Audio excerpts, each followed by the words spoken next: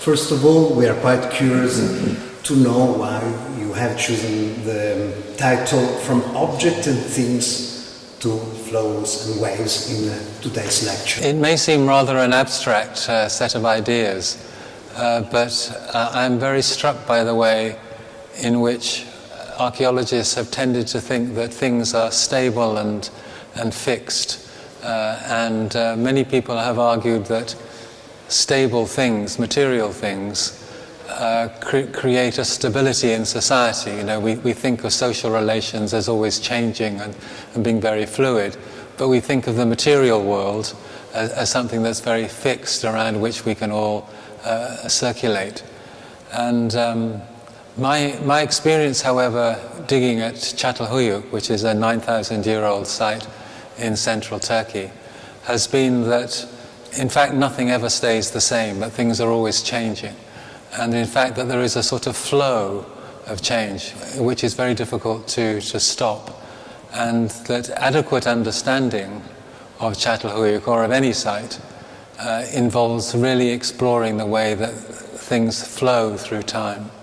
In Çatalhöyük, not only objects are changing in their meanings, maybe when you know in them in depth, but also the interpretation of Çatalhöyük is changing through the ages, isn't it? That's right, yes. So Çatalhöyük is a really good example of how people have interpreted and reinterpreted and reinterpreted. And one of the things that I very much wanted to do at Çatalhöyük was to bring lots of different teams from different countries and from different traditions to all look at Çatalhöyük through their own eyes, and perhaps to excavate part of Çatalhöyük with me. And what we did find then was indeed that the different teams bring different ideas, they see different Çatalhöyüks, they open a different window into Çatalhöyük. And so I'm very keen to try to encourage that type of multivocality, different perspectives on the same site. Maybe we have put on Çatalhöyük too many things. Is it all these things together, or is too much?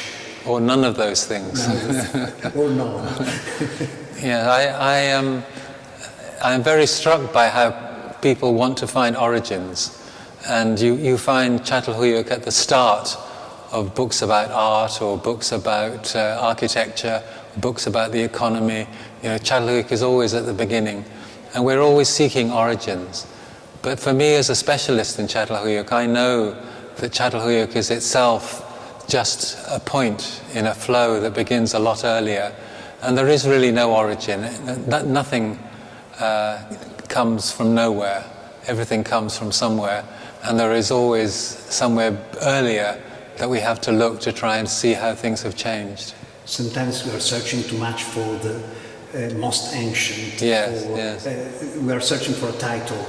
That's right. Than for reality or something. That's right. Well, it's also very much part of an archaeologist's career that you have to find the first something or the biggest or whatever.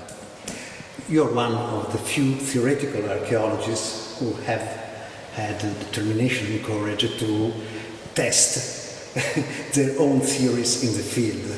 I actively sought out Çatalhöyük because I thought it would be a place where I could test some of the ideas that have often been called post-processual ideas in archaeology. And many of those ideas I feel have been very productive, but also I have learned a lot and realized that many of the ideas that I had needed to be changed because of the reality of working at a site like Çatalhöyük. Do you have accomplished, some, not all, of the goals you had in your mind when you started to... Yes. For instance... I give a talk which I call the joys and blunders of Çatalhöyük. You know, the joys, but also the blunders, the mistakes that I made. But certainly some of the results that we got have been very productive. And we have in particular, I think, learned that the role of religion is something that has to be integrated into the study of the economy and the social life and so on. That at this time period, there was no religion. Everything was integrated as part of the whole. It's certainly the case that humans have always had a need for a religious experience, that there is an aspect of human being which involves the need for the spiritual. But at the time of Çatalhöyük, this spiritual need was integrated into daily life. So all everyday things had a spiritual component. But when you ask what is the origin of religion, then I think what you're really talking about is the origin of institutions that begin to specialize and separate religion from other spheres. And I think that is something that happens really with the complex civilizations of Mesopotamia much later than Çatalhöyük. Can you give us a material example of what you mean religion connected with daily life? Yes, so at Çatalhöyük there are lots of very small figurines that were made very quickly, and not even fired, just made very quickly and then thrown away.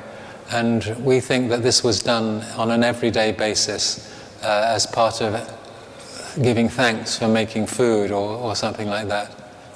It's like a prayer. Yes, like a prayer that happens, and that everything you did, hunting, social relations, dancing, it was all integrated into a belief system of that sort.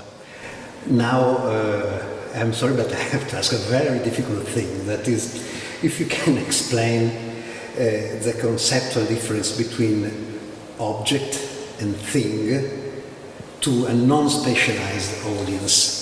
I think it's quite difficult also for a specialized audience to tell the truth, but you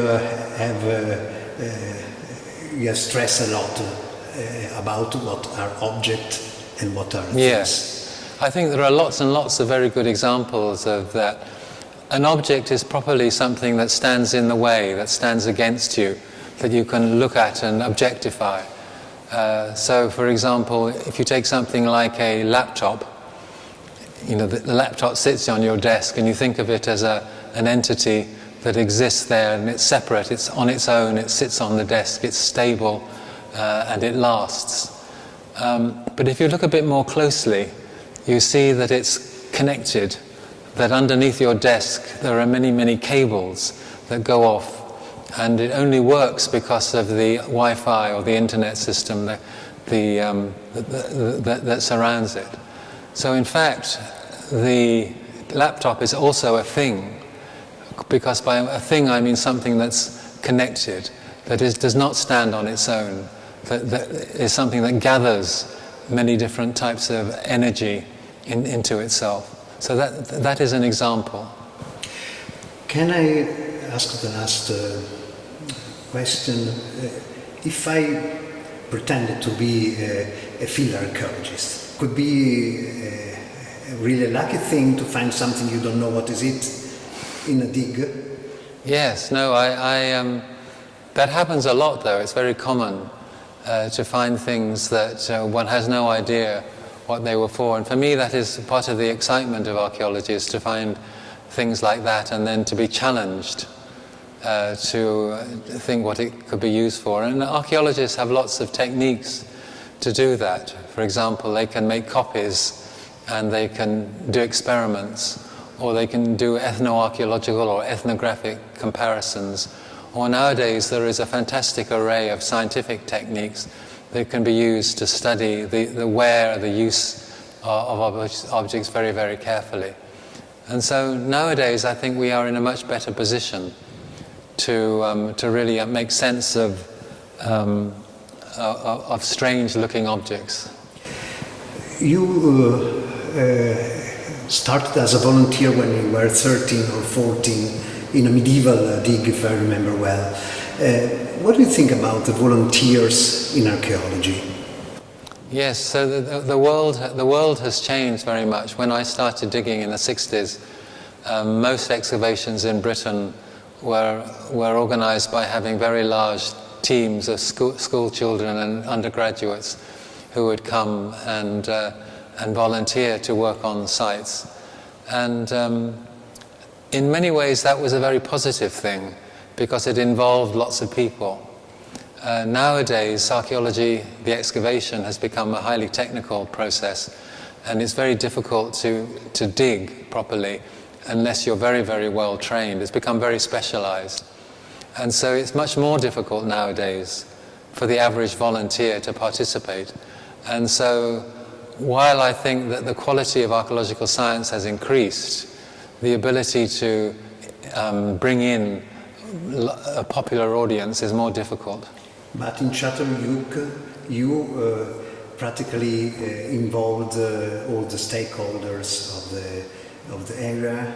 This is a way to have a participatory archaeology. Yes, that's right. That's right.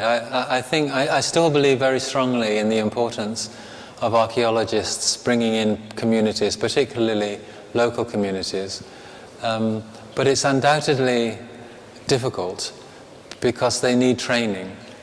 And so we had at Çatalhöyük very large-scale educational projects where we brought children, but also adults, to try to train them in archaeology so that they could participate in the excavations. But sometimes it's very hard. The level of education you need nowadays is quite high. And thank you very much. Okay.